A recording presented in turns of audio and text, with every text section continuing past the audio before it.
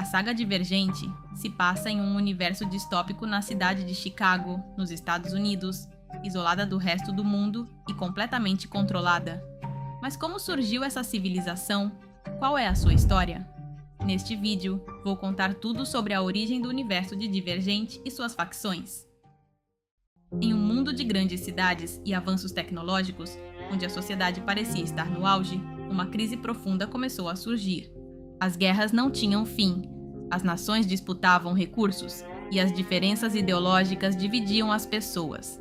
Em cada canto do mundo via-se o mesmo: egoísmo, violência, mentiras e medo.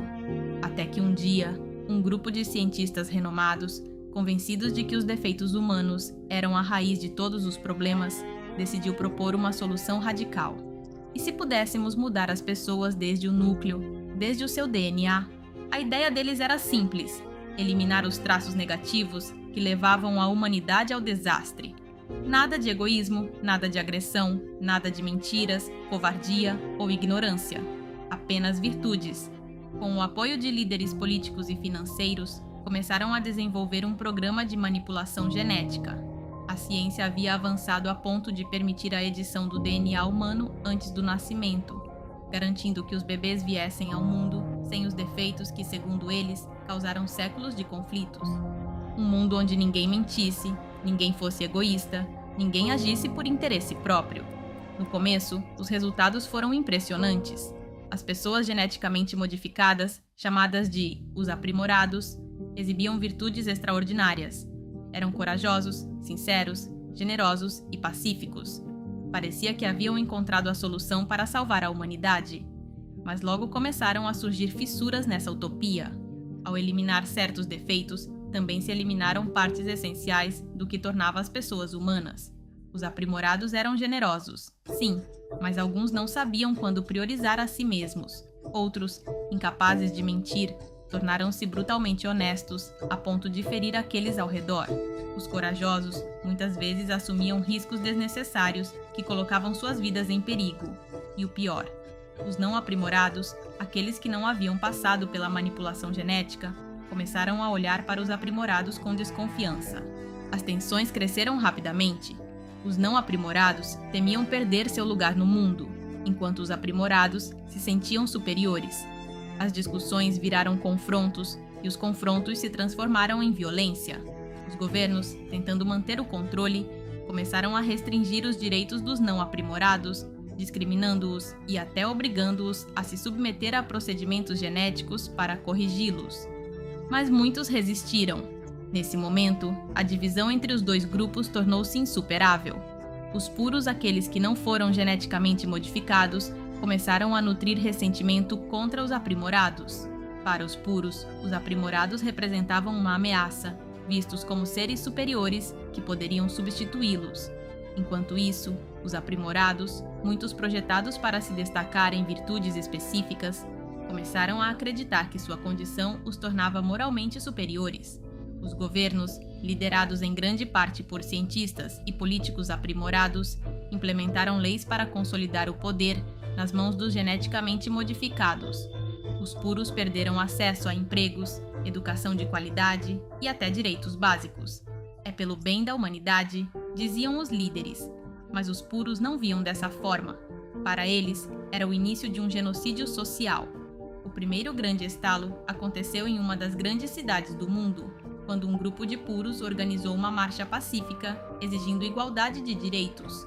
O que começou como protesto terminou em massacre. As forças de segurança, compostas principalmente por aprimorados, abriram fogo e o sangue de inocentes encheu as ruas. As imagens do ocorrido se espalharam rapidamente. O que começou como confrontos isolados logo se transformou em uma guerra em larga escala. A guerra genética. O massacre uniu os puros em uma causa comum: resistir aos aprimorados. Formaram-se grupos clandestinos em todo o mundo, usando tecnologia antiga e recursos escassos para se organizar. Embora os puros não tivessem as vantagens genéticas de seus inimigos, eram mais numerosos e sua determinação de sobreviver era inabalável. Por sua vez, os aprimorados começaram a usar sua superioridade genética não apenas para governar, mas também para exterminar aqueles considerados defeituosos. Programas de esterilização obrigatória foram implementados, provocando ainda mais ódio e rebelião. As tensões escalaram rapidamente, até que as primeiras armas biológicas foram usadas, liberadas em grandes cidades e exterminando milhões em questão de dias. O mundo inteiro se tornou um campo de batalha. As cidades tornaram-se inabitáveis, com ruas cheias de cadáveres e o ar contaminado por toxinas e vírus. Ninguém estava seguro. À medida que a guerra avançava, as nações deixaram de existir. Os governos colapsaram. As cadeias de suprimentos foram quebradas. As poucas áreas intactas eram controladas por facções de puros ou aprimorados, cada uma lutando para sobreviver.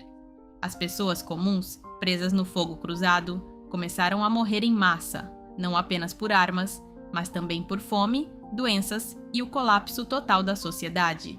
Até os líderes de ambos os lados começaram a questionar se valia a pena continuar lutando. As baixas eram tão altas que tanto os puros quanto os aprimorados enfrentavam a extinção. No entanto, o ódio era tão profundo que ninguém estava disposto a se render. Finalmente, depois de décadas de conflito, ambos os lados se depararam com uma verdade inescapável. Se continuassem lutando, não restaria ninguém para reivindicar a vitória. Foi então que um grupo de cientistas e pensadores sobreviventes, tanto puros quanto aprimorados, se reuniu em segredo para encontrar uma solução. Eles entenderam que a tentativa de consertar a humanidade havia sido um erro, mas eles também sabiam que os defeitos humanos não podiam ser ignorados. Decidiram que a única forma de avançar seria recomeçar em condições controladas. Elaboraram um plano para criar comunidades isoladas, onde as virtudes humanas poderiam ser cultivadas sem intervenção genética.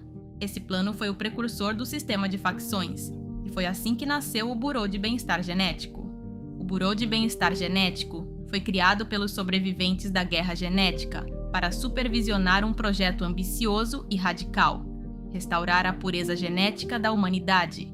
Esse órgão governamental tinha autoridade para projetar e controlar experimentos destinados a corrigir os erros do passado. O Bureau estabeleceu comunidades isoladas, como Chicago, onde implementou o sistema de facções. Essas cidades eram experimentos sociais criados para observar como os seres humanos poderiam superar seus defeitos sem recorrer à manipulação genética direta. O sistema de facções em Chicago e em outras cidades similares era uma estratégia para reconstruir as virtudes humanas e, eventualmente, restaurar os genes danificados. Cada facção representava uma virtude essencial: abnegação, voltada ao altruísmo para combater o egoísmo; audácia, a coragem para superar a covardia; erudição, a inteligência para evitar a ignorância; cordialidade, a paz para combater a agressividade; e verdade, a sinceridade para eliminar mentiras. A classificação inicial provavelmente era feita por meio de uma avaliação baseada no comportamento, nos valores e nos traços psicológicos dos habitantes. A esperança do Bureau era que, ao longo das gerações, a seleção natural e as interações sociais dentro das facções promovessem a regeneração genética.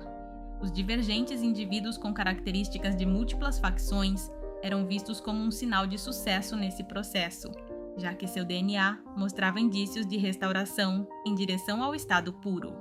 Com o passar das gerações, os filhos nascidos dentro do sistema de facções herdavam a filiação de seus pais. No entanto, ao atingir a adolescência, todos os jovens participavam de uma cerimônia de escolha, um rito que lhes permitia decidir livremente a qual facção desejavam pertencer. Esse processo incluía um teste de aptidão, projetado para identificar qual facção correspondia melhor às suas habilidades e valores. O teste de aptidão envolvia simulações em que os jovens enfrentavam cenários que refletiam uma virtude específica. Por exemplo, sacrificar algo pelos outros era a abnegação, enfrentar seus medos era a audácia, buscar conhecimento era a erudição, dizer a verdade a qualquer custo era a verdade, e manter a harmonia em situações difíceis era a cordialidade. Embora o teste sugerisse uma facção ideal, a decisão final era pessoal. Isso permitia certa flexibilidade no sistema, mas também gerava tensões sociais, especialmente quando alguém deixava a facção da família, tornando-se um transferido. Os divergentes, aqueles que demonstravam afinidade por mais de uma facção, era um subproduto não planejado do experimento.